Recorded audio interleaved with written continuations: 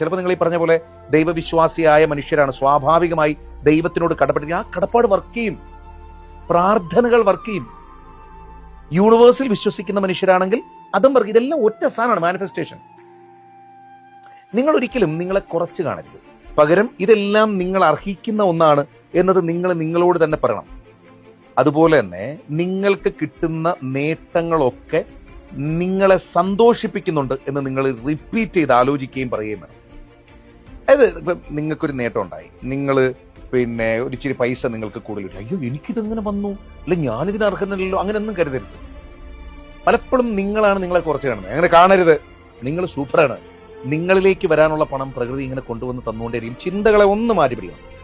എന്നിട്ട് അയ്യോ ഞാനൊരു പാവപ്പെട്ടവനാണ്, ഞാനൊരു സാധാരണക്കാരൻ, അയ്യോ ഞാൻ ആരുമല്ല എന്ന് ചിന്തിക്കുന്നത് നിർത്തിയിട്ട് നിങ്ങൾ സ്പെഷ്യലാണ്, നിങ്ങൾ സ്പെഷ്യലാണ്. നിങ്ങൾ സ്പെഷ്യൽ അല്ലെങ്കിൽ ഈ വീഡിയോ പോലും നിങ്ങളെ തേടിയത്തില്ല. ചിന്തകളെ ഒന്ന് മാറ്റി നോക്കൂ. നിങ്ങൾ കാണേണ്ടതാണ് നിങ്ങൾക്ക് ഇൻസ്റ്റഗ്രാം കാണിച്ചു തരുന്നത്. നിങ്ങൾ ചിന്തിക്കേണ്ടതാണ് നിങ്ങളിലേക്ക് പ്രകൃതി എന്നിലൂടെ പറയിപ്പിക്കുന്നത്.